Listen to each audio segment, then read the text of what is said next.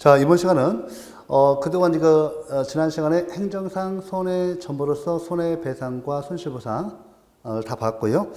이어서 행정상 손해배상과 손실보상의 이 두 제도가 있는데 그 중간 영역에서 규율되지 않는 영역이 있습니다. 그 영역에 대해서 종전에는 그 행정상 손실보상도 많이 출제되고 또 손해전보를 위한 그 밖의 제도도 많이 나왔지만 최근에 와서는 이 손실보상과 손해전보, 그 밖의 손해전보를 위한 제도가 안 나와요. 특히 여기 이제 429쪽에 수용이사침해와 수용적 침해 있죠. 요거하고 그 다음에 희생보상청구권, 특히 결과제거청구권이 시험에서 자주 출제되다가 거의 6, 7년 많이 나오다가 이제 거의 맞춰버리니까 안 내요. 다시 출제될 시점이 됐습니다. 그래서 이 내용을 좀 보셔야 돼요. 최근에 와서 수용유사침해와 수용적 침해에 대해서도 서서히 나오기 시작했습니다.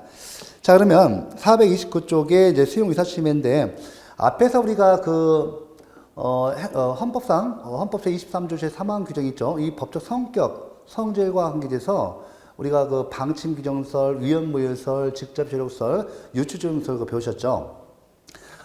우리가 이제 헌법 제23조 제3항은 우리가 불가분 조항으로 인정하는 것이 다우설인데 쉽게 말하면 헌법 제23조 제3항은 공공필요에서 공용침해 시 그 보상 규정을 같은 법률에 두도록 하고 있는데 그 하위법인 우리 행정법, 개별법에서 공공필요에서 공용침해를 하면서 손실보상 규정을 두지 않은 경우는 사업시행자 같은 경우는 보상을 못 해줘요.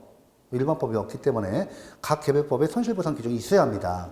자, 이런 경우에 이때 헌법 제23조 제3항을 근거로 해서 우리 개별적 우리 사인 국민들은 헌법 제23조 제3항을 근거로 해서 손실보상 청구권을 행사할 수 있는가와 관련해서 방침 규정설, 그죠? 그 다음에 위헌무효설, 그 다음에 직접 효력설, 그 다음에 유추종용설에서 이 유추종용설, 간접종용설, 이것이 바로 수용유사침해 이론을 지지하는 학설이에요, 우리나라.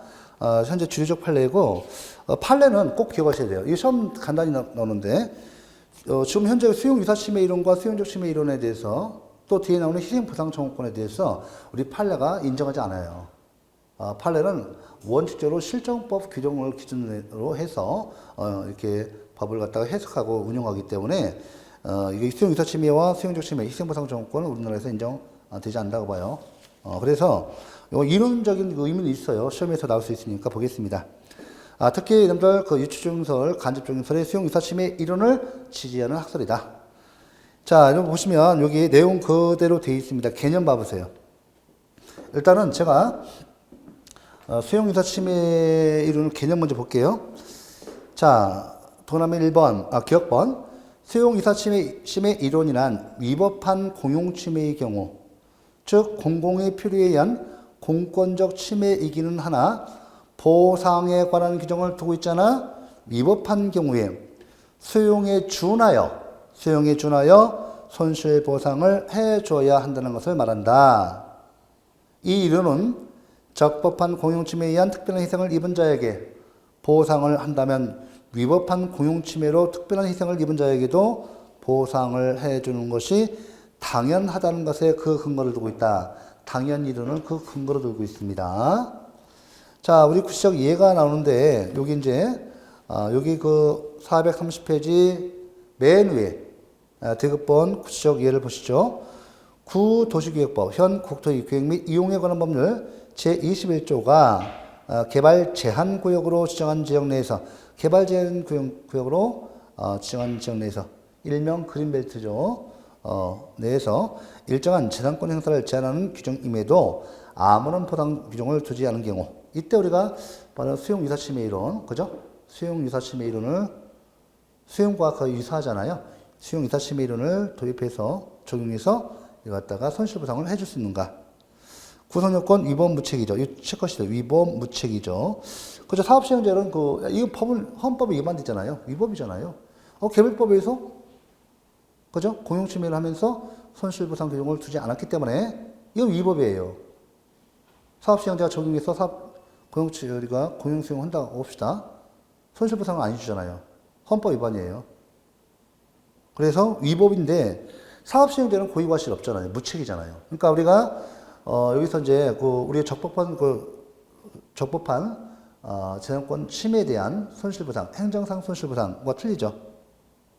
이거 적법이었는데 위법이에요. 맞죠? 그 다음에 행정상 손실보상 무책 맞죠? 무책인데 위법 이게 적법 무책이었는데 그죠? 위법 무책이에요. 그러니까 위법 적법 이거 바뀌어 있죠. 그래서 우리가 행정상 손실보상은 적법 무책이에요. 근데 여기 보면 위법 무책이니까 또 행정상 손해배상은 뭐예요? 위법 유책입니다. 맞죠? 그러니까 행정상 손해배상 위법 유책하고 위법 유책, 적법 무책하고 가운데 사이에 배어 있잖아요. 그래서 수용이사 침해 이론이 나온 겁니다. 자, 그러면 수용이사 침해 이론이 전개 요것이 시험에서 한 4년 전에 나왔어요. 사실은 4년 전에 나왔는데 그 전에도 나왔던 겁니다. 사실은 반복돼 나온 거니까 또 반복돼서 나옵니다. 자, 여러분들이 보통 그 기출문제를 4, 5년 하고 있죠. 보고 계시죠? 그거 보면 부족해요. 약 1000문제 푸셔야 돼요. 보통 문제 풀 때 1000문제 정도 풀고 가야 합니다. 문제 풀 때는 400~500문제 뽑아서 하지만 그거 다 커버 되게끔 저희들은 강의를 하지만 여러분들이 이제 공부하실 때 1000문제 정도 풀고 가시면 맞습니다. 약 10개 정도 공부를 하고 가셔야 돼요. 자, 그러면 수용이사 침해 이론이 어떻게 전개되는가 독일에서 보겠습니다.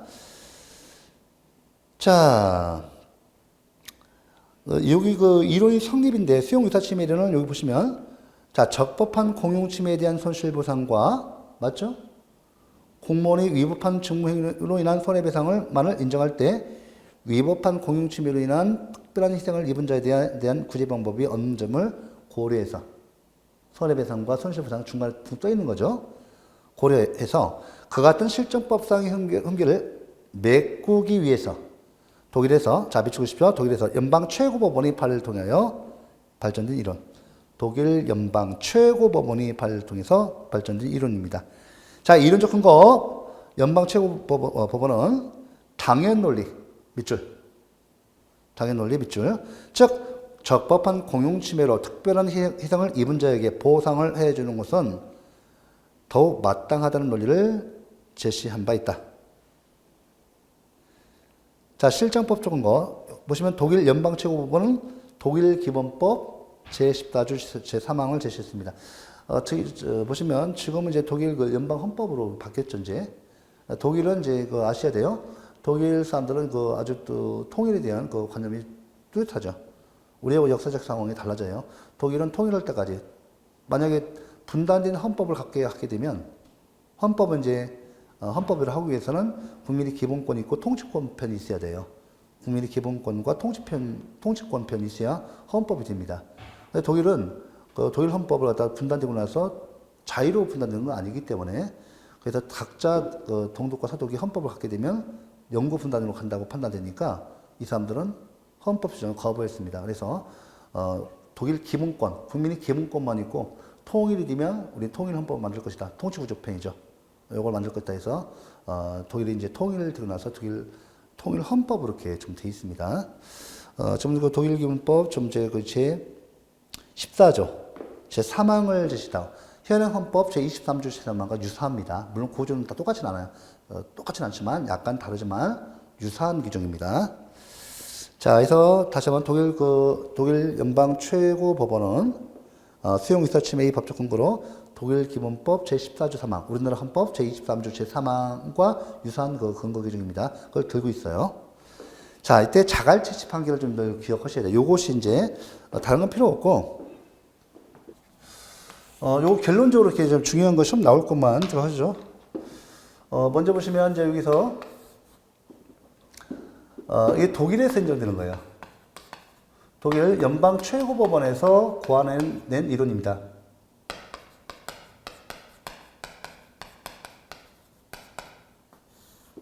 독일은 연방국가예요. 예. 이때 보시면 여기서 연방 최고법원이고 우리 판례는 이걸 부정한다는 거 꼭 기억해야 돼요.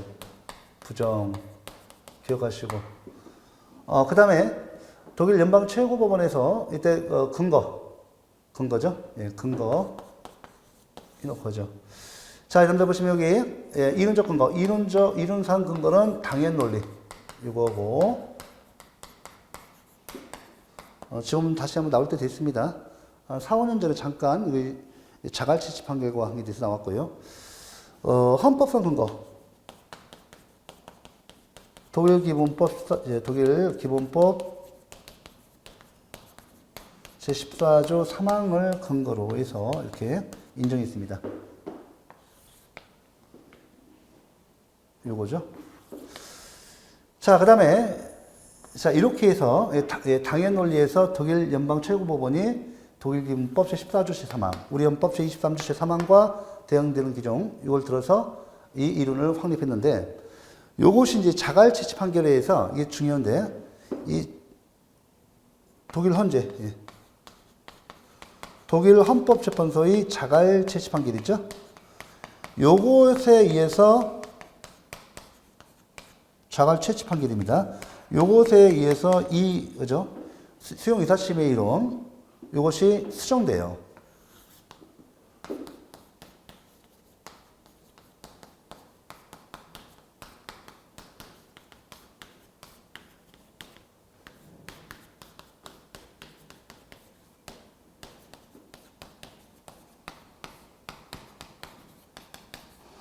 이것이 완전히 부정되는 것이 아니라 제한적으로 축소돼서 인정됩니다. 특히 독일 연방 최고법원이 이 독일 헌재의 자갈치치 판결에서 수용의사 침해 이론을 갖다가 수정 제한해서 지금도 인정하고 있습니다.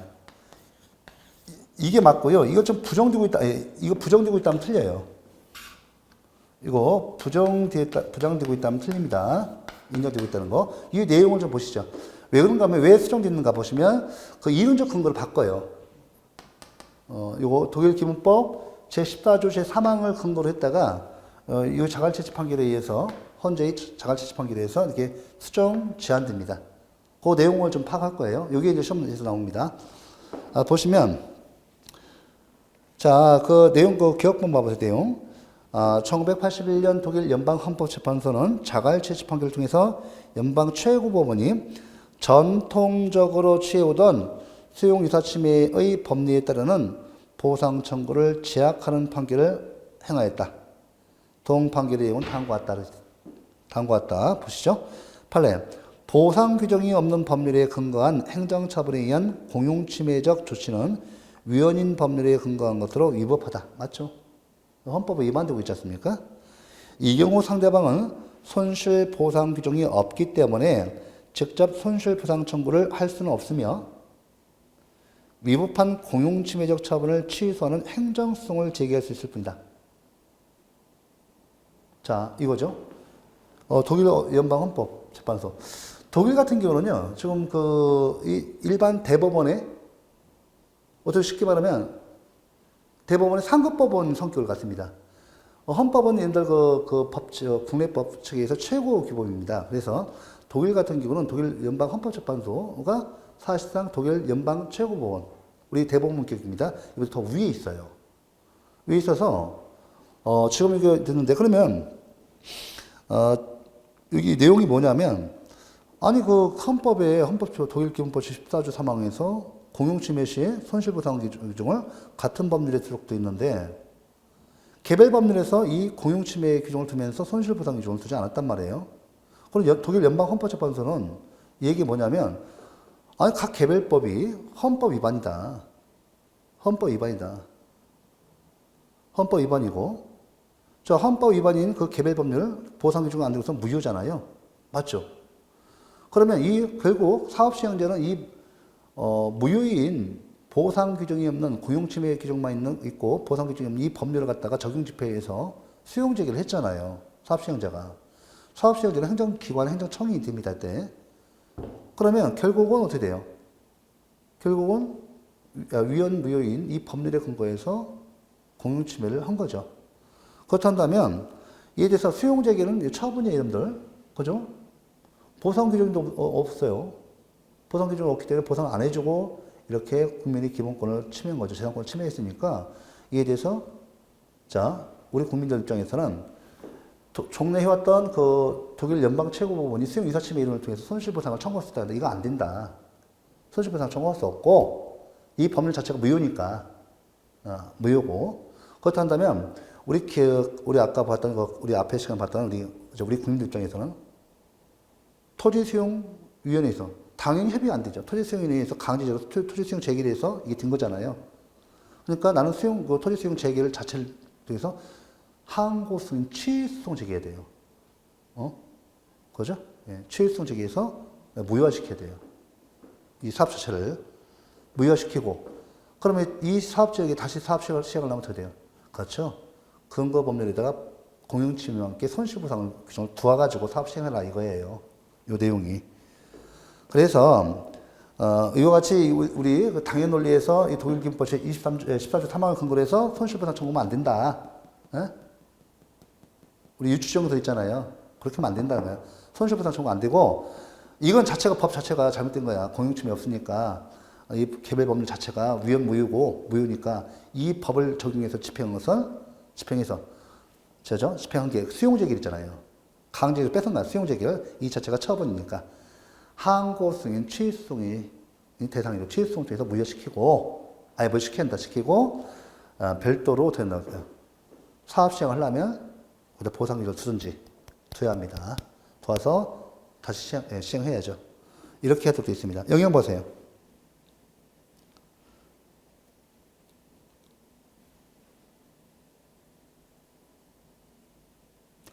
영양, 자갈채취 판결에 의해서 수용이사침해의 법리가 부정되는 것이 아닌가 하는 논의가 있었으나 아직도 제도 자체가 부정된 것은 아니라고 한다. 한편 연방 최고법원은 연방 헌법재판소의 판결 이후에도 수용이사침해의 법리를 완전히 포기하지는 않고 있으며 다만 동법리의 법적 기출을 기본법 제14조 제3항이 아니라 1794년 프로이센 일반국법 서장 제75조 75호에 규정되어 있는 에 근거를 둔 관습법으로서의 희생보상 정권에서 찾고 있을 뿐이다. 중요하죠. 제가 이것만 시험 나올 것만 했어요. 그죠? 이거 위헌 판결 받았어요. 예, 이거 받아가지고 독일 현재 자갈치시 판결. 요것에 의해서 그럼 독일 연방 최고법원은 이거 포기인가? 그렇지 않고 독일 연방 최고법원이 요것에 의해서 이 수용 이사침의 이론적 근거 있죠? 이거. 요걸 갖다 이렇게 바꿔요. 요 자갈치시 판결에 의해서 이 이론적 근거를 갖다가 독일 기본법, 성법이 아니고, 프로이센 일반란트법.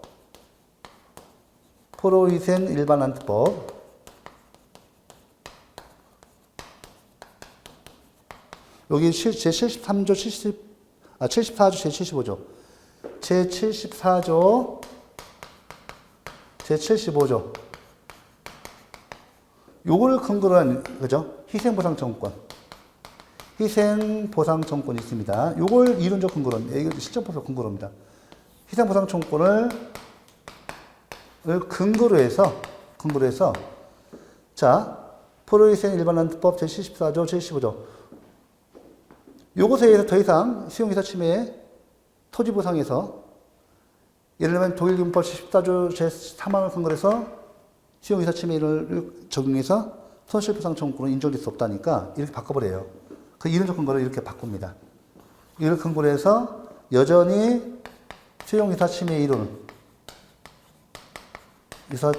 갖다가 인정해요.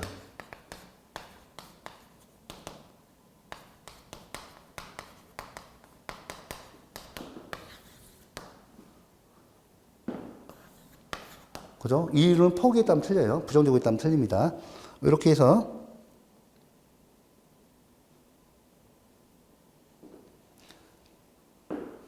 자, 이렇게 해서 요거 보고 요거까지만 시험 나오고 더 이상 안 나옵니다. 그래서 이론이 완전히 요 내용대로 가셔야 돼요.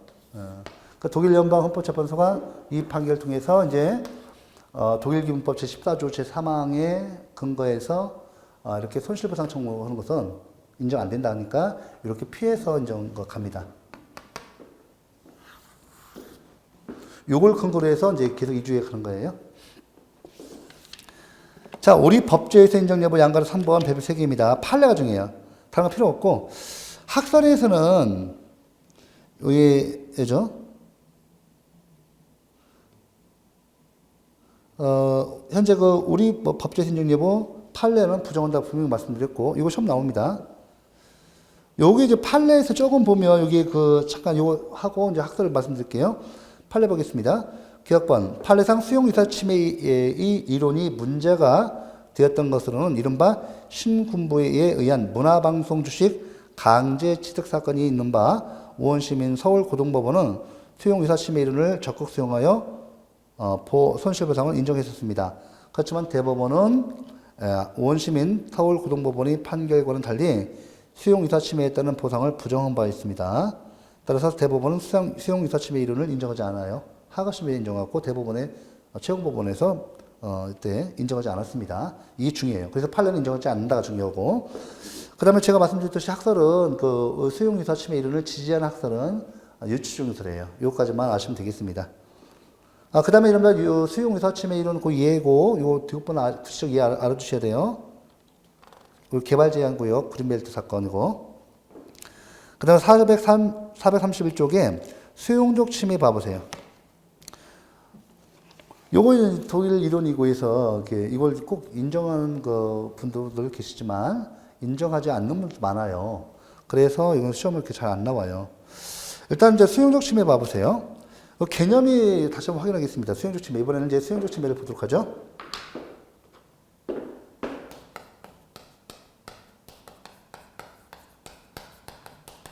수용적 침해 같은 경우는 그 개념하고, 우리 이 개념하고 그 예가 중요해요. 개념 예. 보도록 하죠. 자, 의를 좀 봐보세요. 개념.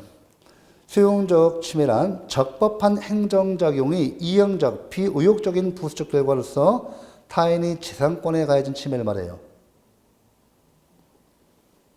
자, 우리가 개념에 좀 하고, 혹시 예를 좀 보고, 역시나 우리 법조에서는 우리 판례가 인정해야 해요, 안 해요? 인정하지 않습니다. 자, 이것은 개념에서 이 적법한 침해에 대해요. 적법한 침해고, 이형적이고,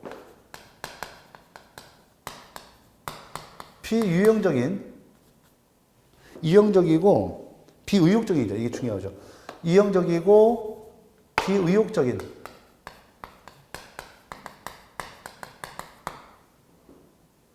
재산권 침해죠. 우리 행정상 손실배상은 의도적인 침해하잖아요. 이건 이형적이고 비의욕적인 침해예요. 의도적인 공용 침해 유형이 있죠. 공용 수용, 사용 제한 이렇게 해야 돼요. 근데 이건 이형적, 공용 수용, 사용 제한도 아니고 또 의도한 것도 아니에요. 이거 적법은 똑같네. 자, 이 개념을 제가 다시 쓴 이유가 있어요. 예를 봐보세요, 여기. 자, 지하철 공사의 장기화로 인하여 인근 상잡이 있는 피해.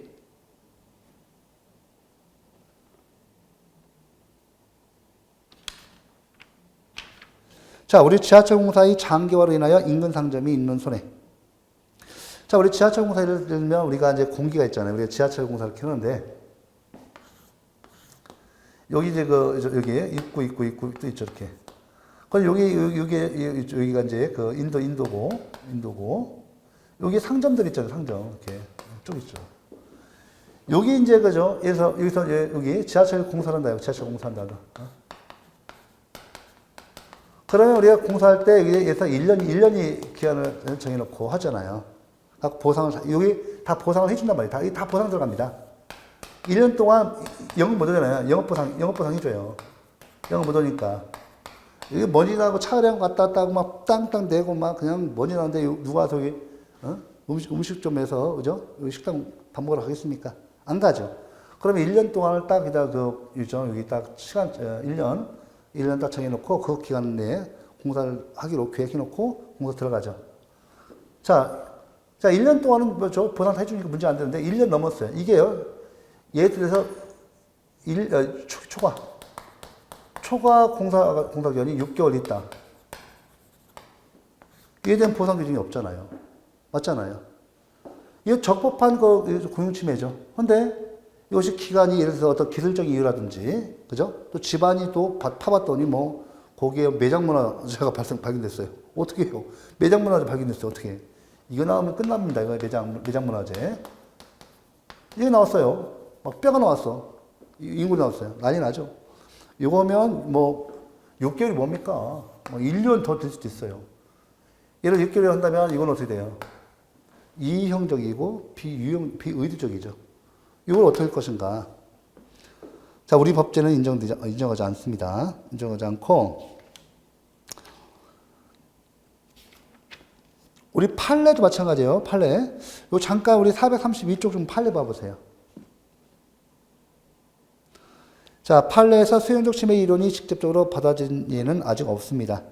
다만 도시계획 시설 결정으로 인한 토지 소유권 제한과 관련된 헌법소원에 관한 이하의 결정 유지를 고려할 때 헌법재판소가 수용적 침해라는 용어는 사용하지 않고 있으나 수용적 침해의 이론을 받아들였다고 볼 수 있다는 견해가 유력하다. 이거 견해일 뿐이죠. 그래서 판례 봐보세요. 토지의 사적 이용권이 배제된 상태에서 토지 소유자로 하여금 10년 이상을 아무런 보상 없이 수인하도록 하는 것은 공익 실현의 관점에서도 정당화될 수 없는 과도한 제한으로서 헌법상의 재산권 보장에 위배된다고 보아야 한다. 이렇게 되어 있죠? 헌재가 있어요. 근데 우리 그 헌법재판소도 그렇고 대법원도 뭐 수용유사 침해 이론, 수용적 침해 이론 이렇게 명시적으로 인정하지 않고 있습니다. 중요한 것은 더 이상 안 나와요. 예 정도만 나오면 혹시 얘 박스 나오잖아요. 수용적 침해 이론을 고르셔야 합니다. 요 박스요 4개 기억하세요. 특히 이런 여기 두 번째, 세 번째가 문제들인데 여기 보시면 첫 번째 기억, 니은, 뒤에 꼭 해놓으셔야 돼요. 요 해놓으시고 요 수용적 침해 골라주시고 자 이어서 희생보상 청구권을 보도록 하겠습니다. 자 희생보상 청구권인데 요것도 이제 문제가 되는 것이 뭐 희생보상 청구권은 제가 별표 2개만 할게요. 요거는 또 얼마든지 예전에 많이 나왔다가 지금 안 나오고 있고 이 정도 선에서 좀 시험의 출제 난이도 및 빈출 정도는 이 정도밖에 안 됩니다. 하지만 또 가끔 나오면 맞춰주셔야 합니다. 이번에는 희생보상 청구권을 봐볼게요. 좀 이쪽으로 더 쓰죠.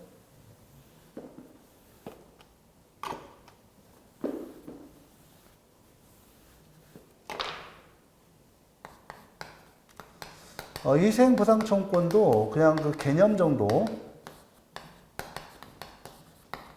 결론 중요한 건 뭐냐면 우리나라가 중요해요. 요거는 우리나라 같은 경우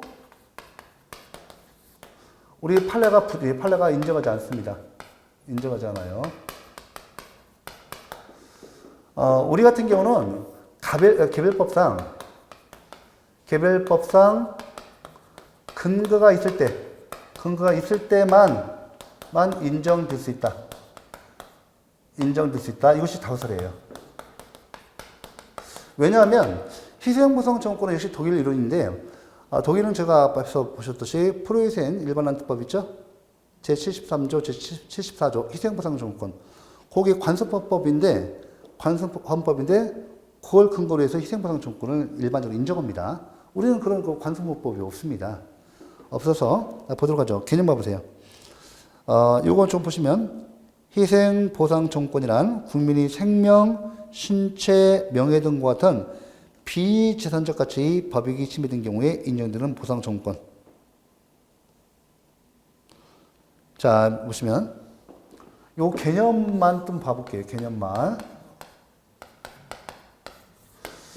자, 요 보시면 다시 한번 여기 국민이 생명, 신체, 명예과 같은 비재산적 가치의 법익 침해.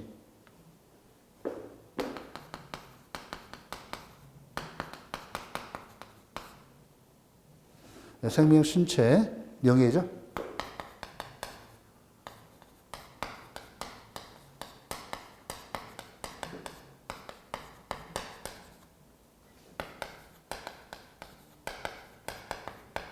요걸 내용을 하죠.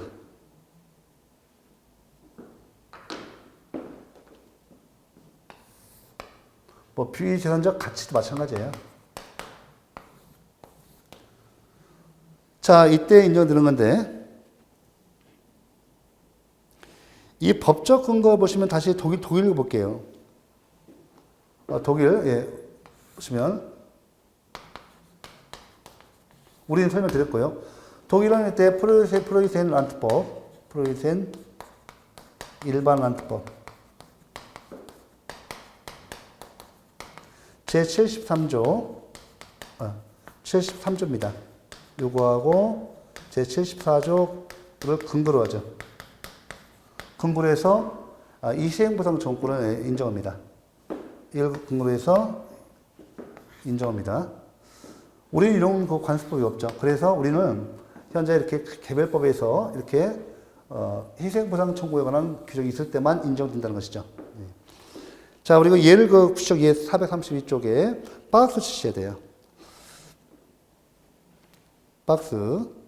여러분 동그라미 2번, 3번 가끔 나오죠. 우리 그 방송에서. 여러분들 국가기관의 예방접종으로 인한 사망 또는 상해 사고의 경우, 그 예방주사 맞았는데 세상에, 보건소에 맞았는데 세상에 막, 그죠? 이 피부가 괴사되는 경우 있죠. 이런 경우. 또 약을 갖다가 국가기관에, 그죠? 약을 사먹었는데 국가기관의 검정을 받아 판매되고 있는 약을 사먹었는데 병이 걸린 경우이죠. 부작용에서. 또 이런 거, 경찰관이, 이제, 공소관이 여기 강도가 있었어요. 강도를 갖다 제압하기 위해서 총을 쐈는데 지나가던 인부가 맞았죠. 그리고 강도를 갖다가 향해 총을 쐈는데 강도에 있던 하복부를 향해 쐈어요. 근데 이 하복부를 관통해서 지나가던 임산부가 맞고 사망한 사건이 있죠. 사망한 사건이 있죠. 다 이게 실사례입니다. 이런 경우에 발생한 것이 바로 그 희생보상 청구권이죠. 그죠? 생명, 신체, 재산의 비재산적 가치, 법익 침해에 인정되는 거죠. 그래서 우리 같은 경우는 우리가 이 이상 안 나와요. 지금 현재 그 법적 근거 있고 인정 여부에서 우리 부정설 다수설이죠. 됐죠? 예, 이렇게 좀 보고요. 이렇게 해서 요 내용을 좀 보시고 희생보상 청구권의 성립 요건과 내용을 보시기 바랍니다. 요 내용 그렇게 적극적 요건, 소극적 요건 보시고 그 다음에 434쪽 보상 규정이 없는 경우의 보상권 청구 인정 여부에서 문제점이 있고 우리 학설 여러 가지 있는데 중요치 않고 우리나라에서는 각 개별법에 근거 규정이 있을 때만 인정돼요. 꼭 아셔야 돼요. 자, 이렇게 해놓으시고 자, 위험 책임 보셔야 하거든요. 위험 책임 보셔야 합니다. 보시고, 이거 시간 내서 보시고, 행정상 결과 청구권을 좀 보겠습니다. 행정상의 결과 청구권. 요게 이제 그 예전에 많이 나왔다가 지금 안 나오고 있는데 다시 나올 수가 있습니다. 이것도 어렵진 않으니까 행정상의 결과 청구권을 내용을 보도록 하죠. 요것도 보시면 이제 그 개념을 잠깐 볼게요. 행정상의 결과자가 청구권이란 위법한 공행정이 작용이 결과로서 남아있는 상태로 인하여 자기의 법률상 이익을 침해받고 있는 자가 중요합니다. 자기의 법률상 이익을 침해받고 있는 자가 행정주체를 상대로 그 위법한 상태를 제거해 줄 것을 청구하는 권리입니다. 됐죠? 예. 자, 필요성 보시고 구체적 예를 갖다가 박스로 하셔가지고 이걸 암기를 해주셔야 돼요. 혹시 나올 수 있으니까요. 자, 손해배상 청구권과의 구별해서 손해배상 청구권, 결과적 청구권 비교 문제 좀 봐볼게요. 이번에 이제 결과적 청구권 제가 당호적 표시합니다.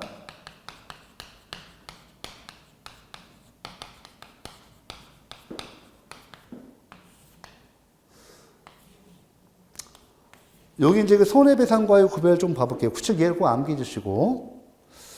자, 손해배상 청구권은 요건이 뭐예요? 고의과실이 요거들은 유책한 행위, 유책이야죠. 쉽게 말하면 위법 유책이에요. 위법 유책. 결과자가 청구권은 우리 행정주체의 이 위법한 행정작용이 결과로 남아있는 상태가 위법하면 돼요. 따라서 우리 행정주체의 우리 공무원 등의 고의과실을 요하지 않습니다. 그러니까 한마디로 위법한 상태 존속만으로 가능하죠. 위법 무책이에요.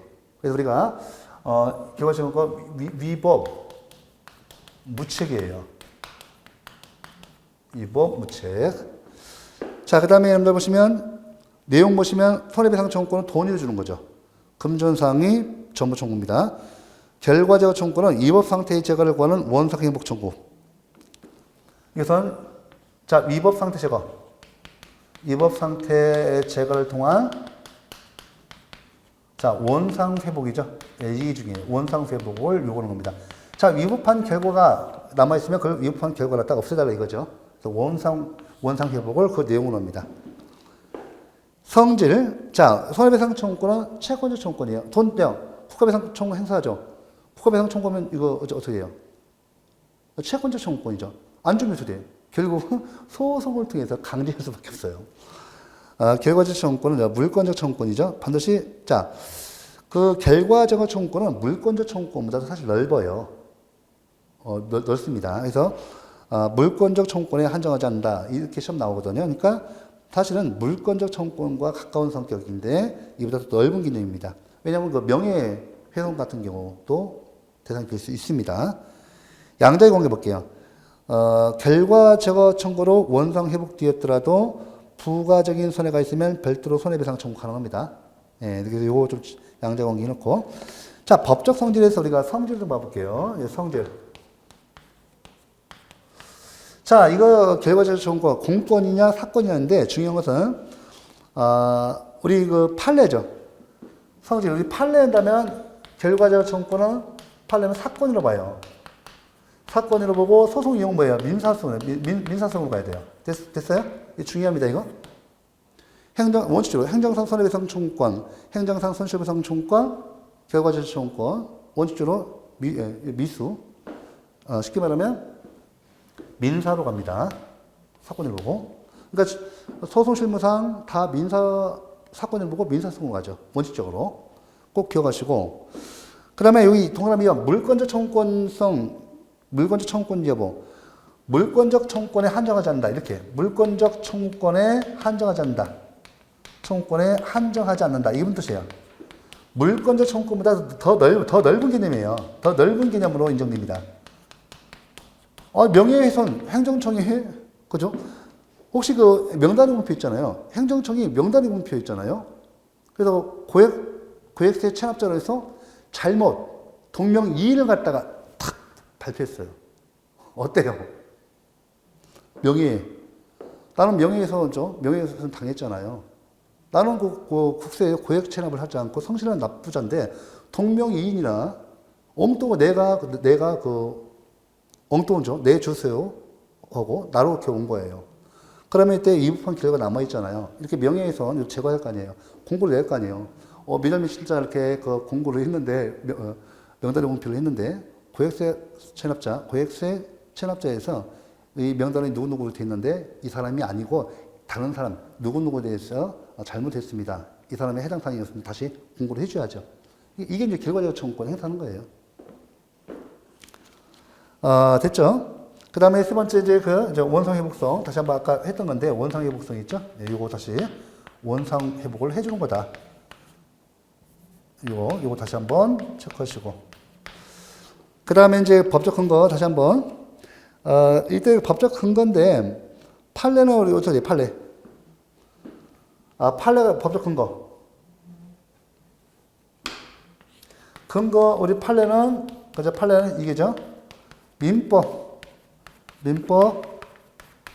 제213조, 그 다음에 214조. 이거죠? 요걸 근거로 합니다. 자, 그 다음에 요건 보시면, 요건에서 이제 볼 거는 딱 한 가지예요. 요건에서는. 자, 여기 요건에서는 딱 한 가지만 체크하죠. 요건에서. 자, 요건에 보시면 여기 행정주체의 공행정작용으로 인한 법률상 이익. 이 법률상 이익이 침해되어야지 반사적 이익 내지 사실상 이익이 침해되면 인정 안 됩니다. 그래서 공행정작용으로 해서 침해됐는데 이 법률상 이익이 침해되어야지 반사적 이익이 안 돼요. 요건에서 특히 여러분들 꼭 중요해요. 자기의 법률상 이익이 침해돼야 돼요. 이게 맞아요. 이거 사실상 이익, 반사적 이익 침해 안 돼요, 이거 안 돼요. 네, 법률상 이익이 침해돼야 한다. 이거 중요합니다. 사실상 이익 침해되면 안 돼요. 반사적 이익 침해 안 됩니다. 공권이든 사건이든 법률상 이기침에 대한 소송을 통해서 구제를 해주죠. 자, 맞죠? 그 다음에 여기 관계이익의 보호가치성, 위법한 상태의 존재 및해서 결과적의 가능성, 허용성, 기대 가능성 존재 보시고요. 내용과 한계에서 내용 원상회복의 청구, 직접적인 결과의 제거, 동그라미 2번 배분 3개 넣으시고요. 자, 결과 제거 청구는 위법한 행정작용의 직접적인 결과의 제거만을 그 내용으로 해야 합니다. 예를 들면 보세요. 다시 한번 439쪽 내용 관계에서 내용 동그라미 2번 직접적인 결과의 제거. 자, 이거 직접적인 결과의 제거 보셔야 돼요. 예를 들면 건축 허가와 같은 복귀적 행정에 있어서 제3자가 당해 건축 허가의 취소성을 제기하여 성소한 결과 제거 청구권을 통해서는 위법한 건축물이 제거를 청구할 수 없습니다. 이때 건축된 건물은 행정작용이 직접적인 결과는 아니기 때문이죠. 이렇게 해서 보셔야 돼요. 또한 행정청에 의한 특정 주택의 무주택자의 위법한 입주 결정의 경우에 있어서 그 입주자가 주택을 손상한 경우에도 주택의 소유자는 당해 입주자의 축출을 요구할 수 있음에 그치고 손상된 주택의 원상 회복을 청구할 수는 없습니다. 이렇게 놓으시고. 자, 그 다음에 해놓고 한계 다시 한번 여기 쭉 내보시고요. 과실상계도 봐보세요. 과실상계 인정될 수 있습니다. 자, 쟁송 절차 440쪽 마지막 다시 한번. 판례는 원칙으로 우리 판례 중에요. 성질은 사건을 보죠. 이렇게 본다는 거 꼭 기억하시고 오시고. 내용은 어렵지 않고 이 내용은 정리를 시합니다. 왜냐하면 우리가 가장 기본적인 사안 70점, 40점에서 70점 구간까지 이런 거 틀리시면 거의 합격하기 힘들어요. 왜냐하면 70점에서 90점 구간 문제는 늘 말씀드리지만 누구나 다 맞춰요. 오히려 응용 문제 더 잘 맞춥니다. 이런 기본적인 사항 놓치시면 어디 방법이 없습니다. 자, 이번 시간 여기까지 하고 여러분들 꼼꼼히 한번 그거 봐두시기 바랍니다. 예, 수고하셨습니다.